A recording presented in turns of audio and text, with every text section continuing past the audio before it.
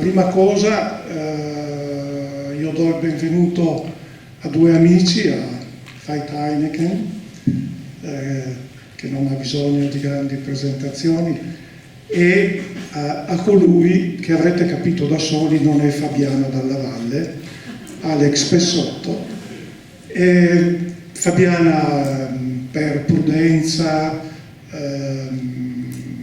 ha preferito rimanere a Udine perché in questo periodo anche una lieve influenza o altro dà pensiero e quindi è corretto essere prudenti, e l'ha fatto anche per noi, la ringrazio comunque. Quindi grazie ad Alex per aver anche aver accettato di sostituire Fabiana all'ultimo momento. So che hai anche disdetto un altro importante impegno per essere qui con noi questa sera, grazie. Io non ruberò molto tempo, ma ho alcune comunicazioni di servizio. La prima, come sempre, io ringrazio chi ci è vicino in ogni occasione, e quindi il Comune di Gorizia, il Piccolo, le librerie Ubic. Un ringraziamento particolare quest'anno va al Kulturny-Dom, che ospiterà tutta la nostra rassegna e tutti i nostri appuntamenti, tranne quelli già programmati fuori sede. Quindi grazie anche a loro, e grazie a loro per questa organizzazione così puntuale e grande disponibilità. Accanto a loro le Coop Alleanza 3.0 e Several, che è una società di brokeraggio. Ringraziamo ancora il Magazine e Villa Codelli, che ci ospiterà domenica per l'abituale lezio che ormai da anni facciamo ad ogni rassegna primaverile e autunnale. Buonasera, grazie Paolo. Quando mi hai invitato a essere qui in sostituzione di Fabiana Dalla Valle non potevo non accettare, perché l'invito di un amico fa superare ogni problema nei limiti del possibile, ma in questo caso si è trattato dell'invito di due amici, mi viene da dire, perché oltre al tuo c'è anche quello di uno scrittore, di un autore a cui sono legato da anni, da un'amicizia, e con il quale tra l'altro ho avuto modo di parlare l'ultima volta qualche mese fa a Gradisca, in una bellissima serata di fine luglio, se ben ricordo. In questi mesi le mascherine hanno fatto ritorno, e quindi ti ringrazio ulteriormente per l'invito, perché non ho modo di stare fra il pubblico, ma qui su un palco, e quindi di potermene stare senza mascherina, ed è una situazione di gioia notevole. Spero che anche per voi l'agonia duri poco, ma i tempi non mi sembra che siano molto felici, quasi pare di vivere in un'atmosfera molto torbida, come quelle che tu delinei nei tuoi lavori. E venendo proprio al tuo ultimo lavoro, parola, sostantivo che tu non ami e che io ogni volta ti ripeto, si tratta del primo libro in cui tu abbandoni la figura del tuo protagonista, del tuo eroe storico, il commissario Proteo Laurenti, in favore di una collega tenace, forte, determinata, sveglia, complessa e anche fragile, direi. E quindi ti chiederei appunto da subito il perché di questa scelta. È una domanda che ti avranno fatto, penso, in 100, 200, penso in tutti quelli che ti hanno intervistato a proposito di questo libro, e che di conseguenza anch'io non posso non farti. Potremmo parlare di enogastronomia, di tante cose, ma la prima domanda è assolutamente logico, direi che sia questa. È inutile voler fare le originali. atteniamoci ai fatti. Buonasera, dopo večer, guten Abend. Infatti sono stato chiesto varie volte, anche quando entravo dalle colleghe della questura di Gorizia, che hanno subito chiesto ma dove è Proteo, no? Allora io nel quinto romanzo ho cercato di ucciderlo, di liberarmi, e non sono riuscito. 5 libri più avanti ti viene l'idea, sì, puoi anche dire sei molto lento, allora se non riesci a ucciderlo cosa fai? Le corna, no? E così l'ho mandato in pensione, ma per un buon motivo, perché questa materia di cui parleremo supera le sue competenze, lui è legato alla competenza della sua questura e alle leggi, e qui c'è una protagonista in mezzo che ha un'altra copertura, un'altra posizione che borderless, come senza confini, vale anche come lei ogni tanto gestisce o viene anche gestita, allontanandosi di alcune norme e leggi. Ha una copertura al Viminale che non è indifferente.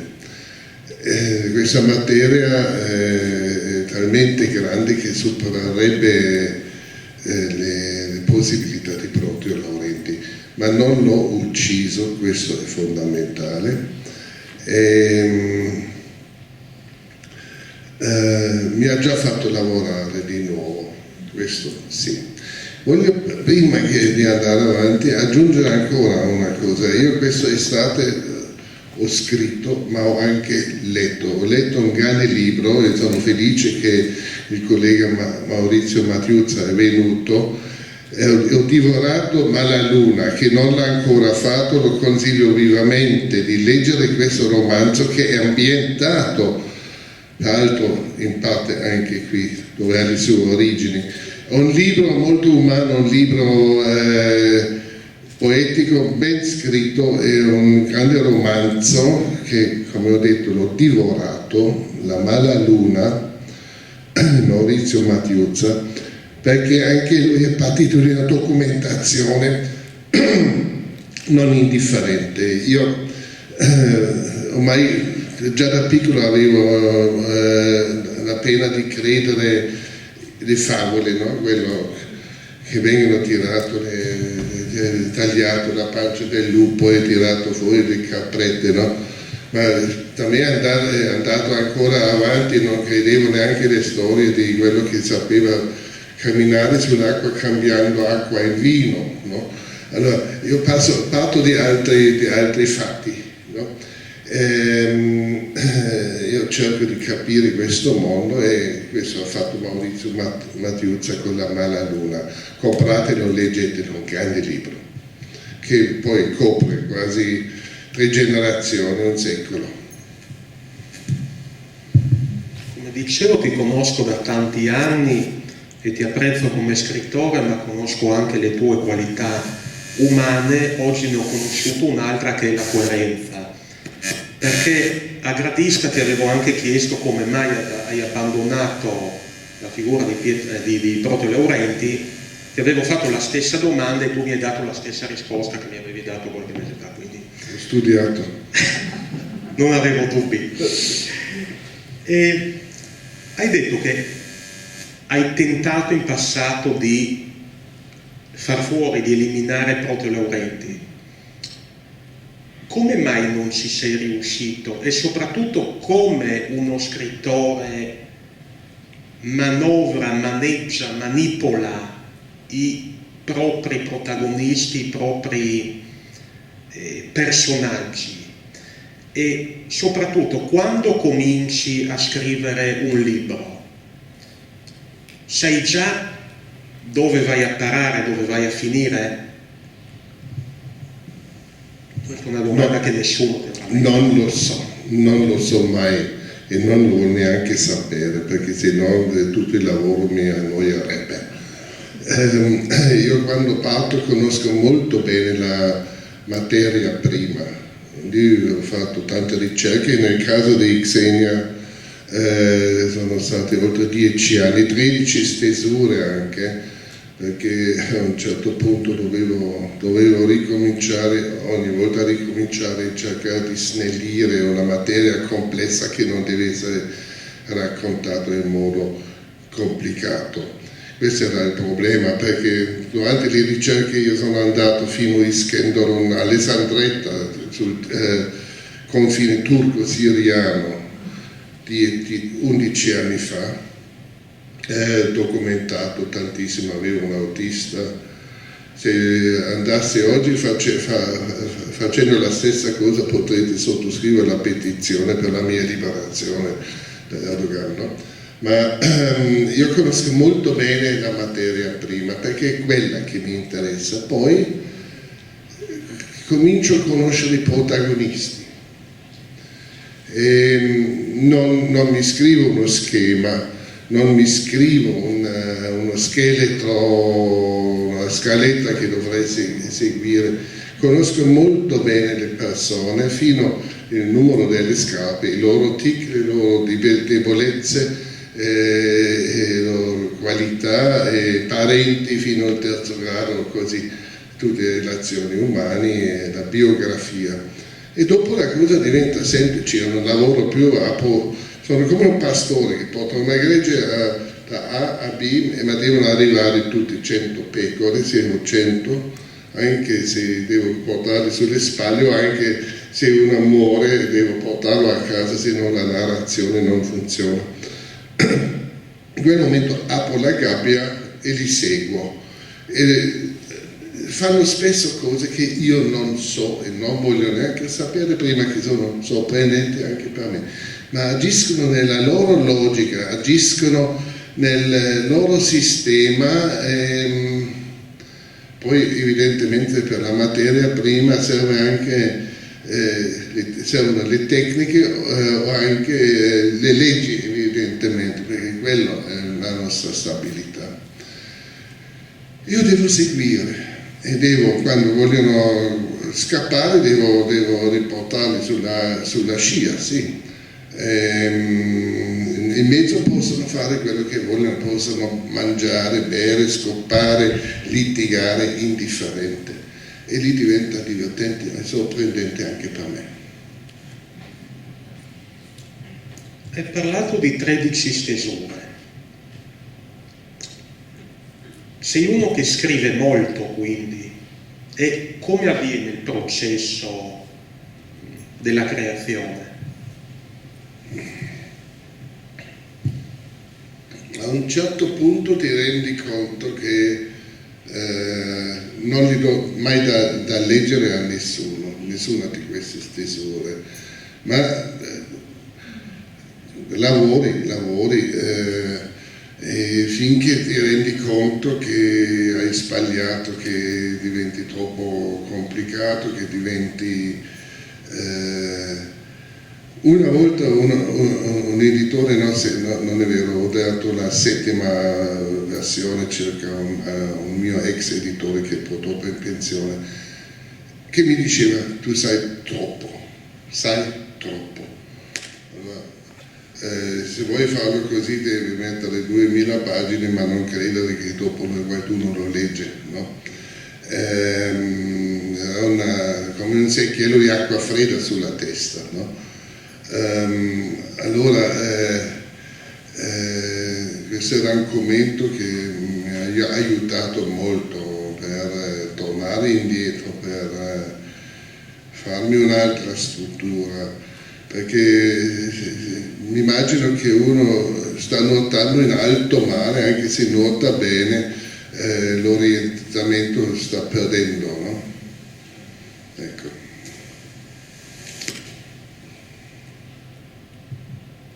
L'abbandono di Proteo è temporaneo? Come ho detto, l'ho messo le corna ma non l'ho ammazzato. L'anno prossimo in autunno sarà la prossima volta di un nuovo Protio, questo sì, perché anche gli editori hanno rimandato tutto da mezz'anno, no? Hanno anche da smaltire tanto che si è accumulato, eccetera. Allora, se tutto va bene, siamo in autunno, tra un anno a quel punto. Paolo, spero che mi inviterai. Fare le corna a questa nuova commissaria è il più difficile però. No, lei ha un'altra competenza. Lei non si accontenterebbe con essere limitata, lei sicuramente andrà sempre nel borderless avanti, allora, nei grandi argomenti complessi. Io a fine gennaio, per il 31 gennaio ero a Gibilterra, ero a Cadiz, Cadice, a Tangeri, a Ceuta, l'ex club spagnola dell'altra sponda, e a Gibilterra perché volevo essere lì per il 31 di gennaio quando c'era il Brexit. Sappi che il 75% del fatturato mondiale del gioco d'azzardo, e non parlo delle slot machine dentro i bar, parlo di quello internazionale, viene fatturato in Gibilterra, tassato con 2%, anche quando erano dentro la comunità europea. Gibilterra è una delusione, sembra un villaggio, un paese inglese sopra sotto la montagna lì, dove mangi fish and chips pessimi, ti paghi il doppio, no? 20.000 abitanti e 20.000 pendolari che abitano, che sono spagnoli anche, che abitano fuori dall'Inghilterra perché lì le cose sono pagabili. E questo è stata una cosa che volevo un po' approfondire. Ogni seconda casa di questi casetti di 2 piani, veramente piccoli come a Farad di Sonzo, qualcosa, no? Che, bassi, stretti, ogni secondo campanello un commercialista, no? Era interessante, ma soprattutto la montagna lì, come la montagna sopra Ceuta, nell'antichità sono state nominate le colonne di Ercole. Le colonne di Ercole si diceva anche non plus ultra, perché il dislivello tra l'Atlantico e il Mar Mediterraneo faceva impossibile per i navigatori antichi di uscire dal Mediterraneo. Oggi il simbolo della casa reale spagnola è plus ultra, no? Dopo, quando sono diventati navigatori, esploratori, eccetera, conquistatori. E il simbolo del dollaro, con le 2 strisce, deriva davvero dalle colonne di Ercole, perché era quello il simbolo della pesetta, le due colonne. E queste sono tutte storie che sono interessanti, ma non è che io da Xenia manderò a Gibilterra o esclusivamente a Gibilterra, perché abbiamo anche la Cosa dei Cedri in Calabria, abbiamo anche il porto di Rotterdam e abbiamo sempre noi qui al centro.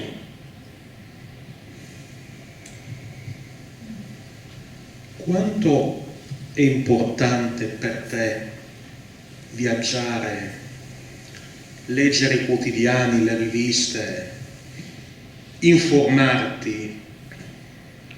Informarmi è fondamentale, ma anche se non scrivo, un alimento, no? Quello sicuramente. I giornali molto di meno, i giornali non sono queste cose che mi danno tanto, perché i caratteri diventano sempre più grandi e il contenuto è sempre più magro, e poi il piccolo è un'eccezione, naturalmente. no, il piccolo è grande, no? Il piccolo è il giornale dei giornali, logico, no? Poco prima del Mesatero Veneto, no? È sempre la stessa compagnia, no? Sì, ma un po' di amore di bandiera, no? Sì, no, ma questo sì. Guarda, c'è già il peccato che proprio Laurenti ha fatto. Lui da salernitano che è venuto qui, e cosa si permette come trestino d'adozione, si sposa una friulana, no? Che batto, no? Dopotutto Fabiana dalla Valle Messaggero, Sì. Io sono il piccolo. Sì.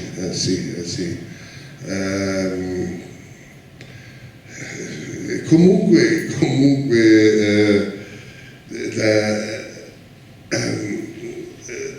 i protagonisti stanno dominando, non io. Io con proprio Laurenti avevo un problema, mi serviva all'epoca, per il primo romanzo che era A ciascuno la sua morte, mi serviva un protagonista. Poi Proteo è diventato un insieme di 3 amici, uno di Bologna, uno di Ancona, colleghi suoi, e uno di Palermo.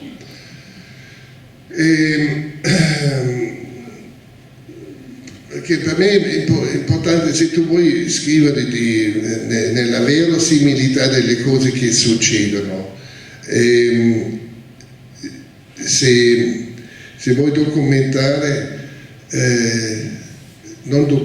se vuoi narrare un aspetto della nostra vita, tu devi non puoi fuggire nel mondo delle favole, devi impegnarti e cercare di raccontare le cose come vanno, anche, diciamo, fino al il verosimile è sicuramente un trucco. Poi il romanzo ha la sua funzione. I problemi di una concentrazione nelle media, di risparmi in redazioni, di sempre meno giornalisti a disposizione, sempre meno spazio, e soprattutto con peraltro anche linee politiche in cui il redattore può essere molto bravo, il giornalista può essere molto bravo, ma se il suo capo dice non lo vuole, o il proprietario del giornale, noi questo argomento non trattiamo. Il problema non è la bugia si svela sempre da sola, il problema è la mezza verità. Se rimane per un fatto abbastanza interessante un filetto, devi lasciare via tanti aspetti di quella verità. La mezza verità è il problema, perché questa notizia diventa poi la base di domani e di dopodomani, eccetera. Nel romanzo non puoi farlo, se lo fai perdi l'interesse, giustamente. Un romanziere non è censurabile, tranne se comincia a narrare in un modo noioso. Allora, devi avere il distacco, devi anche avere una distanza con la materia e con te stesso, perché non devi neanche essere dogmatico, io non devo mostrare le mie simpatie per uno dei protagonisti, non devo farlo. Se mi ricordo nei Morti del Castro la pescivendola alla Nicoletta, che è quella che ripete solo questo, tutte le stronzate che le ha raccontato il padre, e lo ripete e segue quella strada senza verificare, di là è nato il crimine. Allora, la sua cattiveria, io devo lasciarla vivere, anche se mi è profondamente antipatica, devo lasciarlo vivere, devo trattarlo come quello che teoria vorrei più bene, no? Allora, questa libertà deve stare lì, perché tu da lettore puoi valutare da solo, non occorre che io te lo dico. Prima ne parlavo anche con Gaspare della libreria Ubik, che mi confermava come il tuo libro sia ancora uno dei più venduti, e a lungo è stato il più venduto qua a Gorizia e non solo a Gorizia. Hai rinunciato a Proteo Laurenti, una sfida in qualche parola, cioè un voler dimostrare di essere più forte del tuo protagonista. No, è la materia che ha dettato che mi serviva un altro personaggio, peraltro anche una forma di emancipazione mia. Io all'epoca l'ho raccontato, mi serviva un protagonista credibile, all'inizio sono stato io il capo. Poi finché un giorno bussava alla porta qualcuno e aprivo e lui si presenta, se erano Proteo Laurenti, scortese, diceva, e adesso ti siedi, prendi nota, no? Allora di quel momento non sono più io il capo, e quando mi becco una multa o qualcosa, mica che lui mi aiuta. In più abbiamo poche cose in comune, allora non abbiamo un buon rapporto lui e io, ogni tanto mi sta veramente sulle scatole, ma perché lui pensa che devo fare quello che dico, dice lui, no? No, nessuna voglia, io ero sempre testato, ero sempre indipendentista per conto mio, eccetera. E poi arriva uno che ha inventato tu, ma dove siamo? Allora, abbiamo poche cose in comune,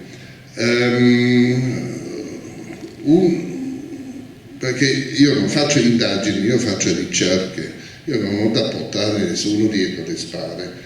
Allora io posso anche concludere tramite la logica e non tramite la raccolta di prove cementate e tutto quanto.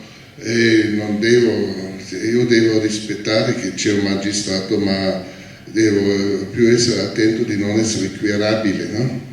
Allora, in più lui è nato a Salerno, Mario Cerni è il titolare della libreria Saba in via San Nicolò, mi chiama sempre Terone tedesco, sono anche d'accordo perché sono nato nell'estremo sud della Germania, vicino ai due confini, no? E che la Ciconia mi ha lasciato cadere di questa parte del confine, dell'altro non ne ho merito, no?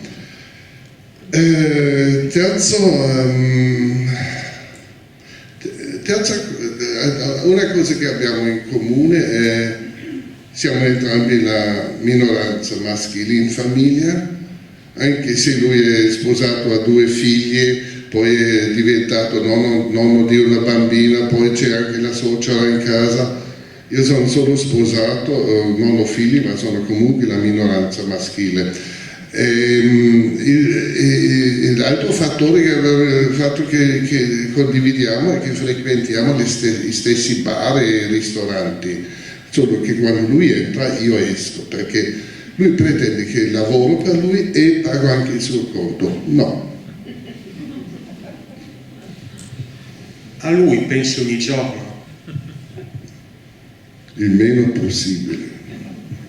Ma questa è anche la cosa bella, anche se dopo lavoro per lui, se diventa un romanzo, perché ci sono tante prospettive narrative dentro, tanti personaggi, allora non è sempre solo lui, io devo anche mettermi nei panni degli altri, e lì ogni tanto lui non appare neanche. In questo libro hai scelto anche un'ambientazione, una cornice tutto sommato diversa, un'ambientazione gradese. Come mai?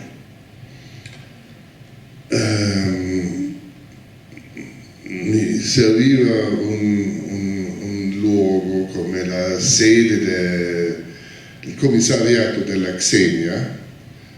Ho messo in un luogo dove non esiste un commissariato, esisteva mi pare nel 2011 o qualcosa per un'estate a Grado sull'isola della Scusa, per 2 mesi o qualcosa, e mi serviva di ambientarlo a un luogo dove capita il meno possibile. Poi c'è un dialogo in questo romanzo perché lei ha fatto una grande carriera soprattutto al sud. Prima che doveva entrare nella DIA, che non ha fatto, aveva il suo commissariato a Ostia, alle porte di Roma, sappiamo benissimo che lì non capita mai niente, no? Allora, di un momento all'altro lei chiede di spostamento, di essere trasferito a Grado, e c'è un dialogo dove uno dice: ma come mai tu volevi andare a Grado dove d'estate perfino i vecchi sono troppo pigri per morire, no? Non tutti i gradesi erano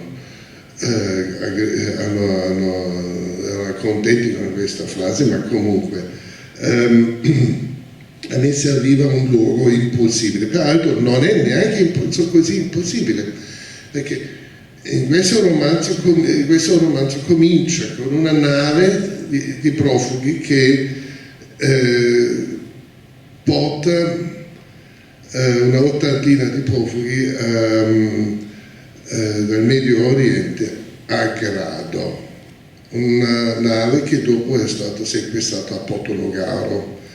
Questo sarà anche stato nel 2010-2011, era un tentativo, sicuramente un tentativo per un test come possa funzionare, ma vedi anche che gli organizzatori non erano molto intelligenti, perché puoi portare profughi su una isola, no?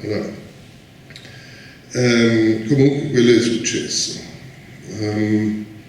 E l'altro è un ideale luogo di incontri anche di personaggi che non vanno solamente per le ferie lì, ma le ferie sono anche una bella copertura. Qua siamo a Gorizia, città di confine. Tu sei un po' un uomo di confine. Io sono figlio di confine, sì. Sono nato nell'estremo sud-ovest della Germania, tra la Francia e la Svizzera. Sono profondamente convinto che chi cresce lungo un confine subisce un'altra formazione dell'anima che la gente che cresce nella, tra virgolette, monotona entroterra. Per un semplice motivo, perché tu sai sempre che di là va avanti. Sei confrontato con altre lingue, a Gorizia lo sappiamo benissimo, ricordiamoci anche allo Statuto del Friuli Venezia Giulia, che sono 4 lingue, di cui 3 di quelle 12 tutelate in Italia. C'è un bis alla Costituzione che tutela, a parte dell'italiano, 12 altre lingue, fino al vecchio albanese, l'arabesh, in Calabria per esempio, croato, catalano, eccetera, eccetera, così andiamo avanti. A parte del fatto che questi confini politici sono, secondo me, che dividono molto di più, che tutti quanti che vivono in zone di confine sanno che un governo centrale in alcune cose non è proprio competente per questi, non può esserlo, non si sa. E soprattutto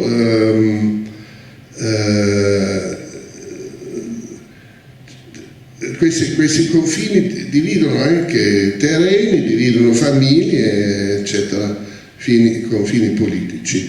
Credo che in Europa, nel continente europeo, esiste solamente un confine politico che corrisponde con nazione, sì, e quello è l'isola dell'Islanda.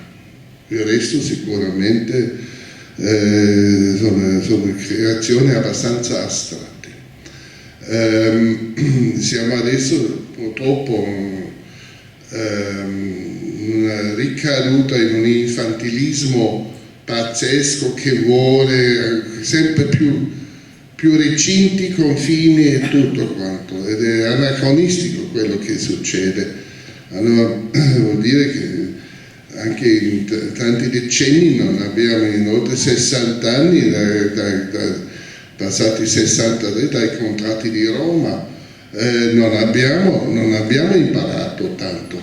Abbiamo goduto le libertà che non si doveva più fermare alla prossima barriera e dopo tirano su di nuovo. E altri fanno una politica con una demagogia che fa paura contro qualsiasi cosa che sembra di essere estranea.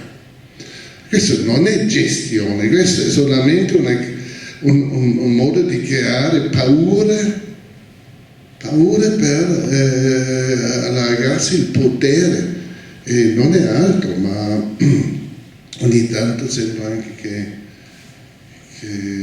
trova il suo blocco da solo.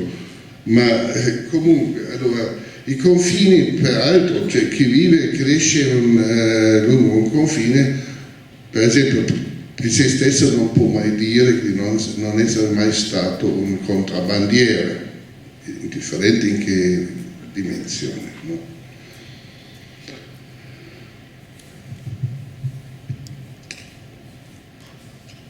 Tu sei un uomo di confine. La protagonista di Borderless è una figlia del terremoto. Perché hai operato questa scelta? Quando io cerco protagonisti,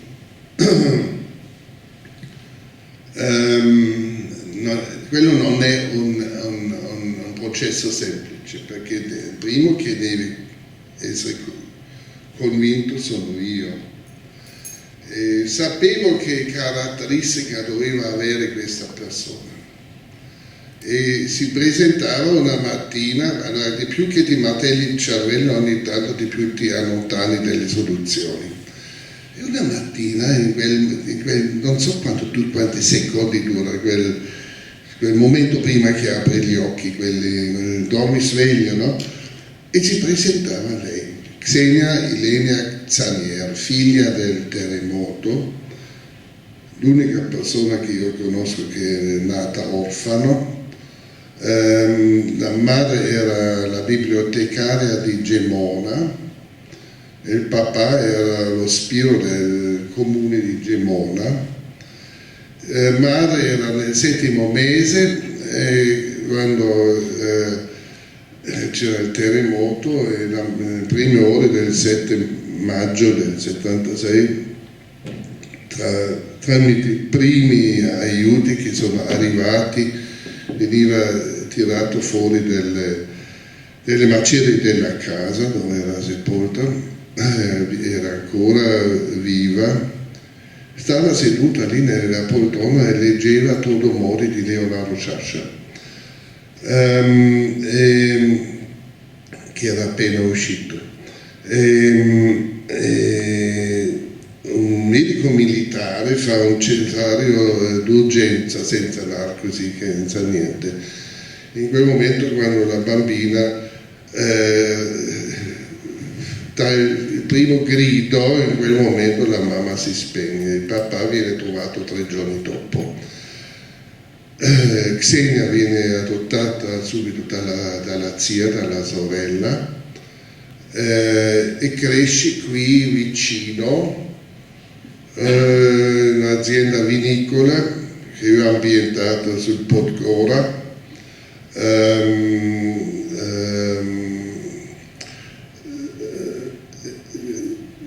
che non c'era neanche, no? Non potevo mettere la Jugoslavia, ma l'ho ambientata lì, e la Xenia, come tante persone in queste terre, di confini, cresce plurilingue, eccetera. Questa era già una base. Lei dopo fa la maturità a Gorizia e dopo fa la scuola di polizia a Trieste, dove peraltro incontra Laurenti perché era uno dei istruttori. Sì. Per un attimo nel dormiveglia c'era la possibilità che fosse un uomo anche il protagonista di questo libro o no? Se doveva esserlo sarebbe stato.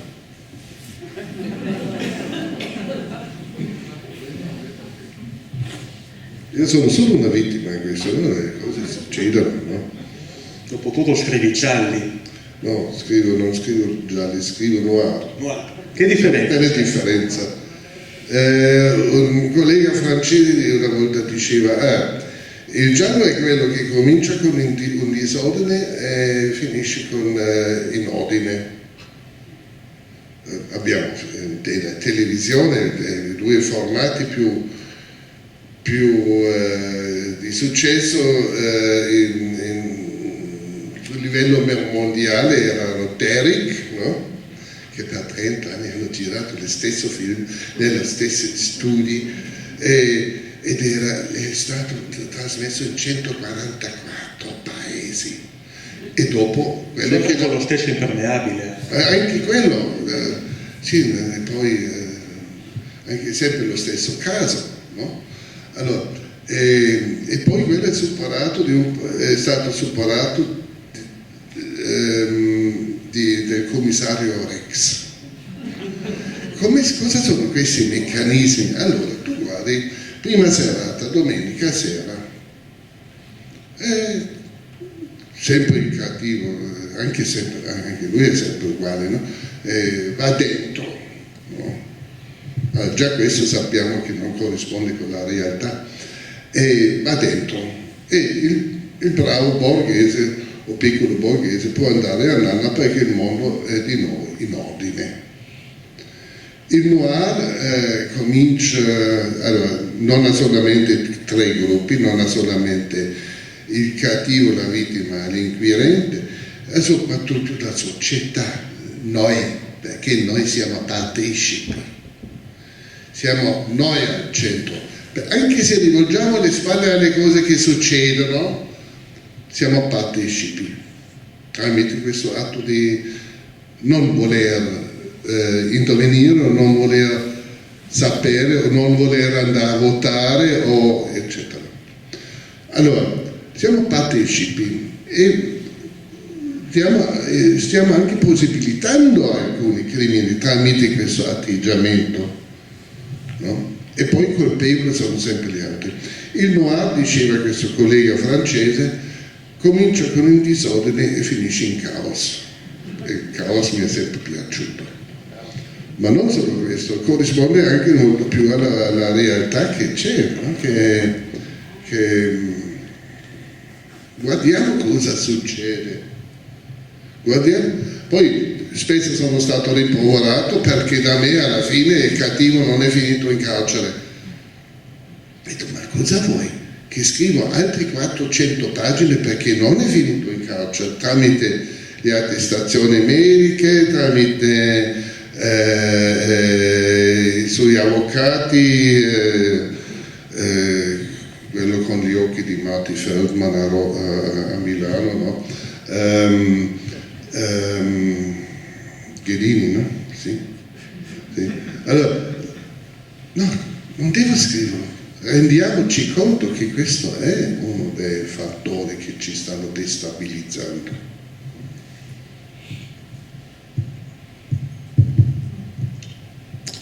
Se i noir hanno successo e cominciano nel disordine per finire nel caos,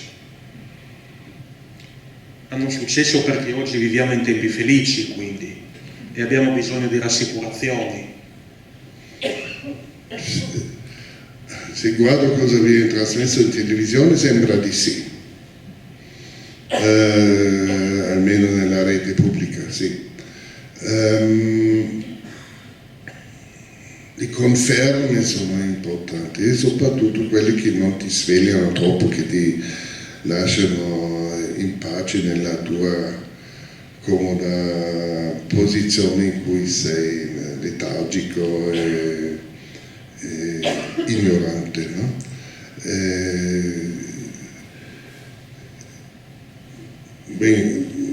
Noi qui siamo lettori, questo è già un movimento insuperabile, molto molto più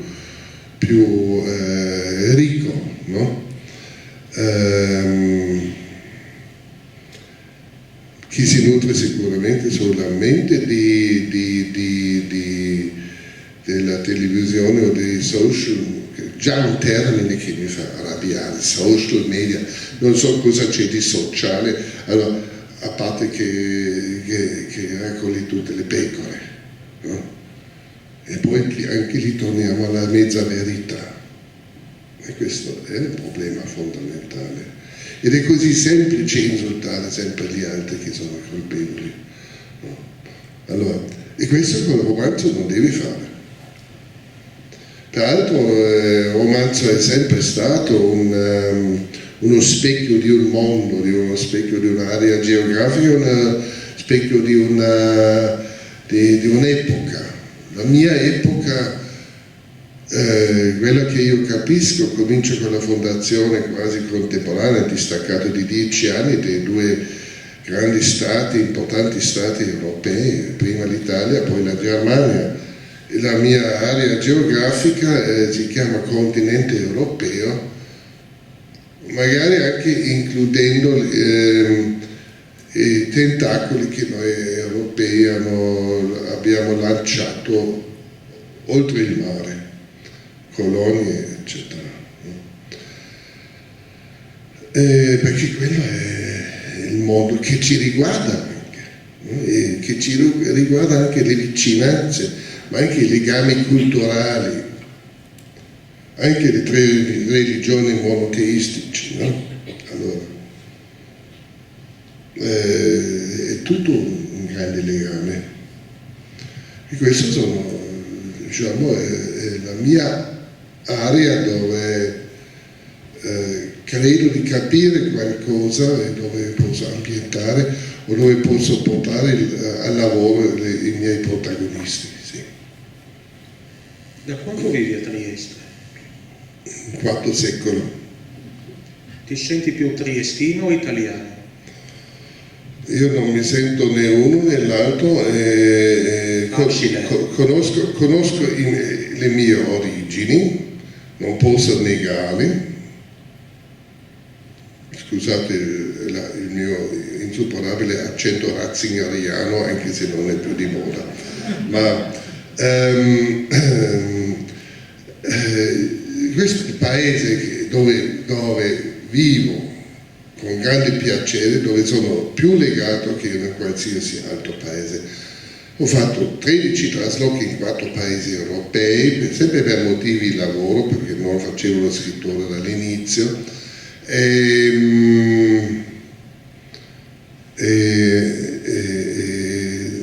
A nessun luogo sono stato fermo così tanto tempo.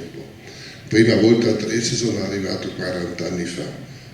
Non avevo capito niente, allora io sono fatto così, quando non capisco devo tornare e cercare di capire. E di là il destino ha cominciato a diventare più forte di me. Poi sono stato pendolare all'epoca, senza aver comprato titoli della Lufthansa, l'ultima da Francoforte, da Berlino anche, prima no. E dopo era una conclusione abbastanza logica che mi fermavo. Hai detto che sei uno che deve capire. E ogni volta che ho modo di parlare con te ti attribuisco un merito che secondo me è enorme. Tu hai sdoganato la figura di Diego De Enriquez.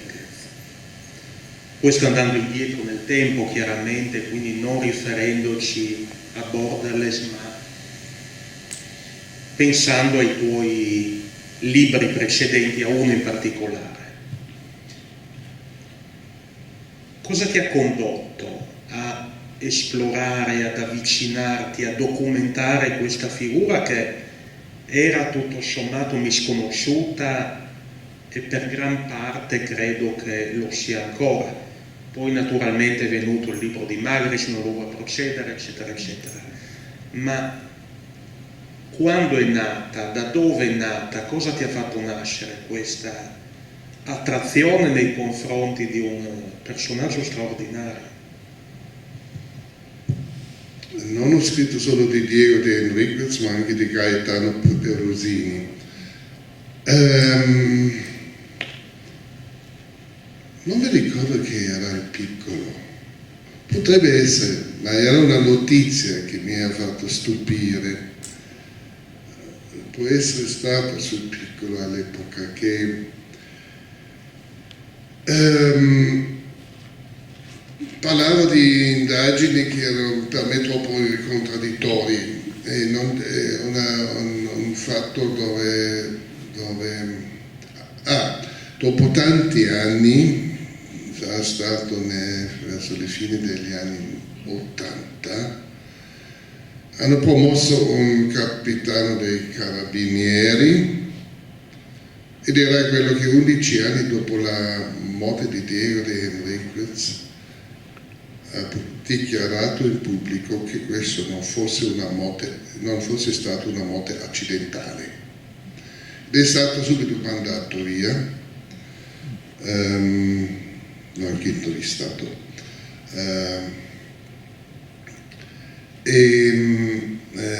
Era dopo, adesso mi pare che sia a Firenze, da colonnello, non mi ricordo, quando l'ho interessato da tenente colonnello del reparto per patrimonio culturale, Ferdinando Massella, non mi ricordo più precisamente. Ero accompagnato per 2 anni e mezzo da una troupe che faceva un documentario di 90 minuti per la RAI che è stato trasmesso una volta e dopo è sparito. Ho parlato erano 7 anni di ricerche che ho fatto, ho parlato con oltre 110 testimoni del tempo,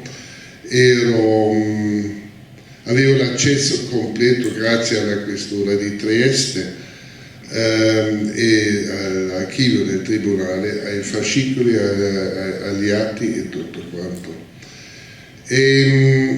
Sul fascicolo De Enriquez, sopra, era una lettera di un parente di Gaetano Perusini. Famiglia Perusini erano non nobili ma proprietari della Rocca Bernarda. E Gaetano Perusini è morto 3 anni dopo, è stato assassinato 3 anni dopo di Diego De Enriquez. 74-77 per essere preciso.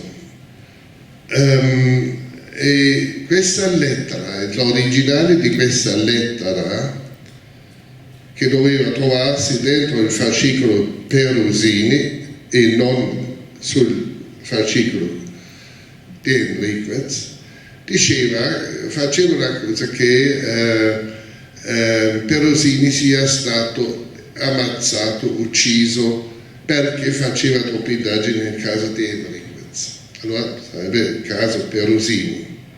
E lì sono rimasto perplesso e gli ho detto adesso vado a approfondire.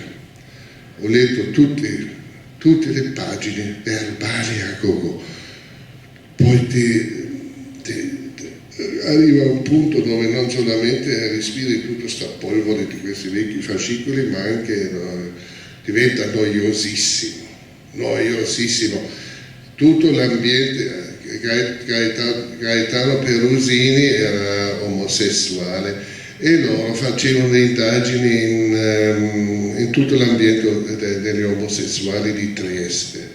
e ogni verbale era noiosissimo, ma poi è sempre così, tu hai a che fare con informazioni e non so neanche perché sono andato avanti.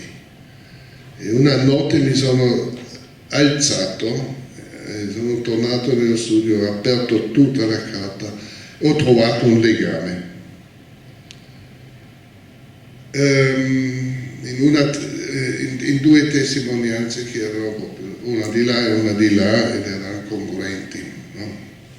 Io potrei andare avanti con questa ricerca ancora per anni, ma ormai i testimoni del tempo non ci sono più, allora non ha neanche grande sfida più.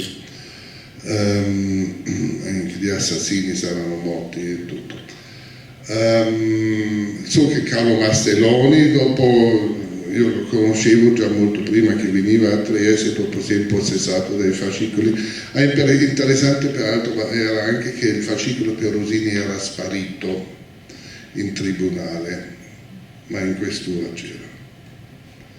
E dopo anche riapparso nell'archivio del Tribunale di Trieste. Perosini, altre contraddizioni per esempio, che sono una cosa molto interessante. Perosini, che era un uomo di sinistra, la Rocca Bernarda era il ritrovo della resistenza, è stata all'epoca. Il suo fratello era fascista. E una settimana prima della sua morte, lui, da uomo amico di Pasolini, amico di Tito, fa un testamento. Lui, uomo di sinistra, un testamento firmato di due testimoni, uno era il conte di Magnago e l'altro Coronini Kronberg, e lui lascia tutto all'ordine di Malta. Allora, punta di domanda grande come una montagna, no? Non voglio tradire tutto, ma queste sono sempre le sfide quando tu approfondisci, dove io potrei andare avanti altri 7 anni, non so a che punto porterebbe, altre minacce può essere.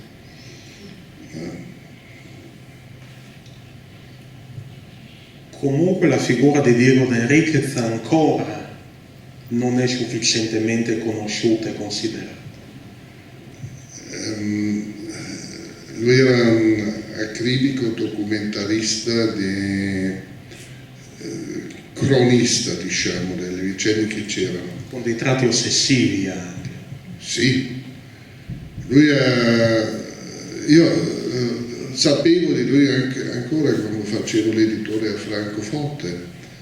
Abbiamo pubblicato un'opera, una saggistica sui grandi diari europei, e lui ha lasciato il diario più grande di tutta l'Europa, con 323 o 332, non mi ricordo più, volumi, scritti in una calligrafia impeccabile, tutto leggibilissimo.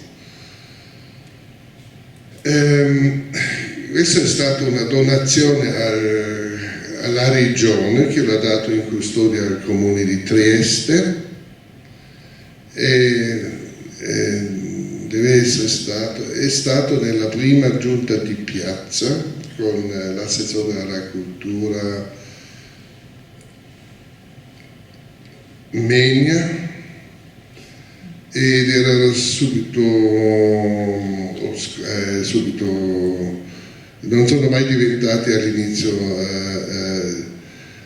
accessibili per il pubblico, e ancora oggi non sono ancora accessibili. Poi questo nel mio documentario abbiamo anche fatto l'intervista con le persone responsabili. Allora, non è mai stato creato un comitato scientifico. tutti dicono, fino ad oggi dicono, motivi di privacy. Sì, ma gli anni vanno avanti e la privacy può anche avere scadenze, no?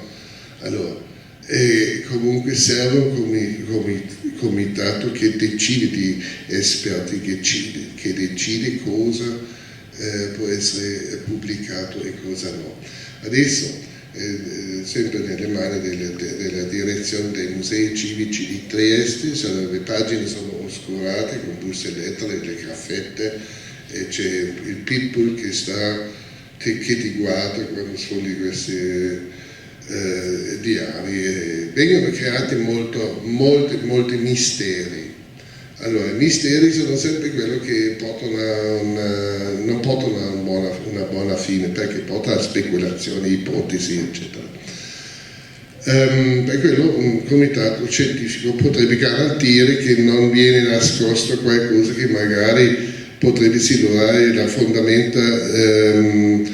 fondamento politico di alcuni esponenti e partiti, perché lui ha documentato sicuramente anche durante l'occupazione nazista i collaboratori, chi ha approfittato anche della deportazione, degli omicidi, dei genocidi, chi ne ha approfittato. Lui sicuramente l'ha documentato.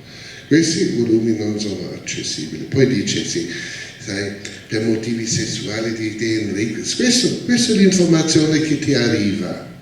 Ma questo, io a chi devo credere che già di 15 anni fa, quando abbiamo girato, quando abbiamo presentato la prima volta il documentario, erano le stesse informazioni ma di altre persone con altre parole. Io non credo a queste cose, io voglio avere una certezza, non devo essere io che va a verificare, ma per l'amor di Dio, questo è un patrimonio dei cittadini, questo diario è un patrimonio dei cittadini, e questo dovrebbe essere, per questo dovrebbe essere installato un apparecchio scientifico che può anche decidere su queste cose e non un assessore XY, no? Io avrei ancora tante domande da farti, ma credo che anche il pubblico ne abbia qualcuna, qualche curiosità. Almeno credo. Prego. Una curiosità, lei esattamente di dov'è? Zona Friburgo, Gorgi? È nato in quella zona lì? Io vedo all'orizzonte, vedo la Francia e la Svizzera, diciamo lì dove nasce il Danubio. Ah, ho capito, sì. Più o meno. Donau-Eschingen, sì, quella zona. E complimenti comunque per quello che ci ha raccontato, è stato veramente affascinante. Grazie. Bravo. Io avrei una specie di aneddoto, perché io, se mi permette, qualcosa ho scritto, qualche romanzetto, qualcosa, ma sempre breve, pubblicato su antologie di autori vari.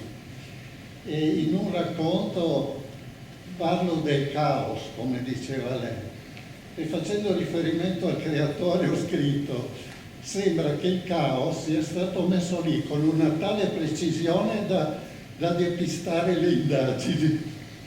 Sono anche sicuramente un metodo possibile, sì. Grazie, scusa. Grazie. Altre? Prego. Vedremo la via della seta in un prossimo romanzo, qualcosa. Se vedremo la via della seta in un prossimo romanzo, io non credo che occorre, a parte questo è un parente di Broto Laurenti, salernitano. La via della seta non è una, questo è un problema mediatico. Il punto più grande la fine più grande della via della seta per il momento è Amburgo, dove arriva anche quel treno che non so quanti, che treno merci che non so quanti chilometri è lungo. Poi ci sono altre, adesso erano i titoli che Trieste, il porto di Trieste è venduto ai cinesi, che è una notizia che mi fa schifo. Allora, Trieste non è Pireo. Pireo è l'unico porto che è stato venduto ai cinesi perché la Grecia aveva l'acqua alla gola. Si parlava di 2 o 3 terminal a Trieste.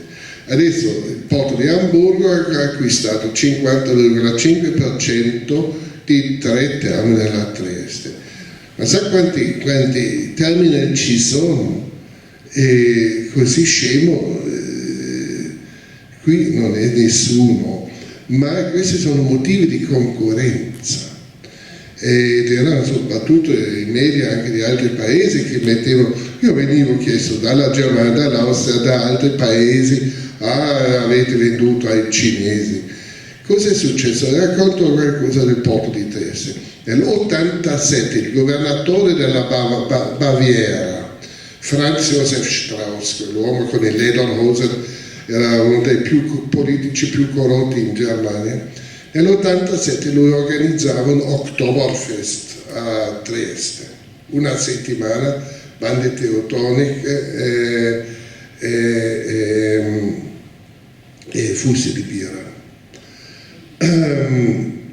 E perché lui voleva acquisire una gran parte del porto di Trieste, perché sapeva, conosceva la distanza geografica, 510 km come a Vienna, no? 450 a Milano.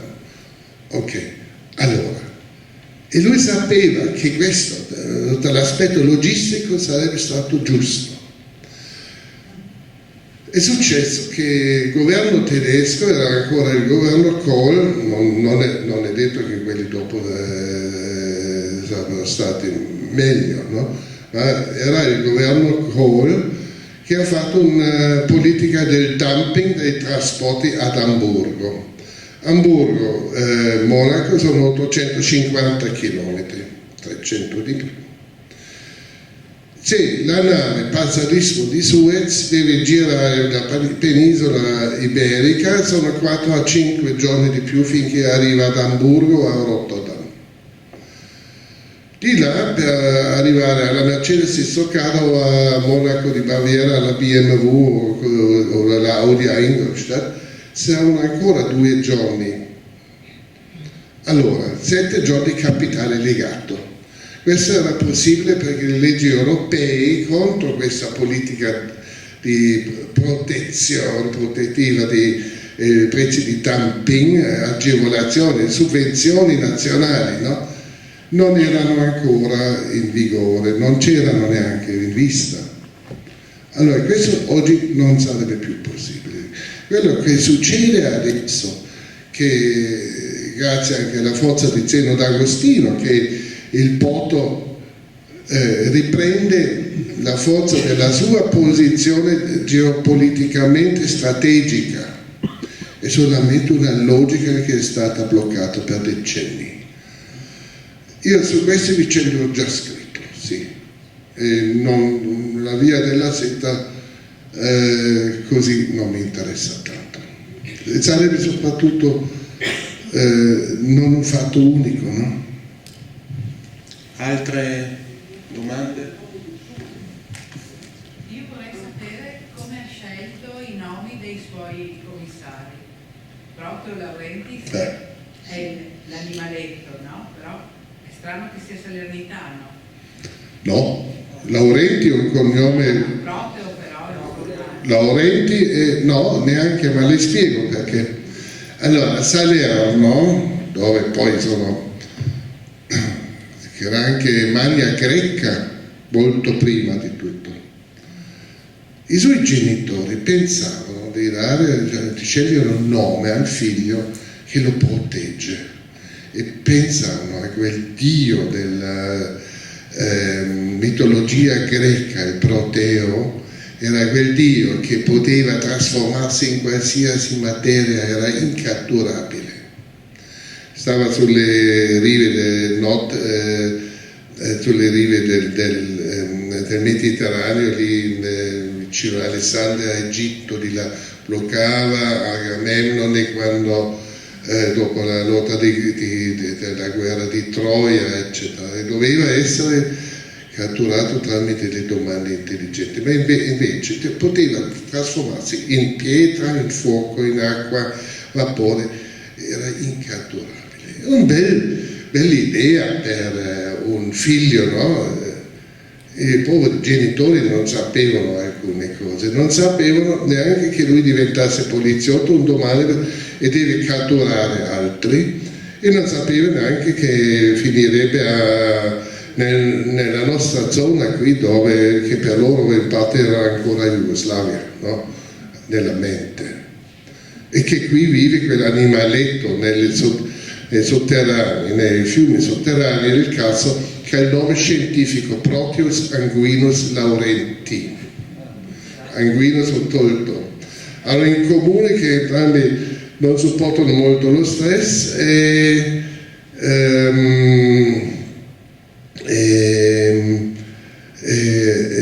uno scava negli abissi e l'altro vive negli abissi, no? Questo era il suo background. E invece Xenia XYZ? Xenia, il nome Xenia, Zanier è un nome della zona, no? Era il nome della mamma, anche ma Xenia è anche derivante dell'antica Grecia, la straniera, quella che è sempre la straniera, e questa è Xenia. Grazie. Tante domande, tante curiosità. Non è frequentissimo che per la presentazione di un libro ci siano così tanti interventi da parte del pubblico. Oltre che a essere molto letto, sei anche molto amato. Ti senti? Grazie mille, grazie. Hvala lepa, danke. Grazie.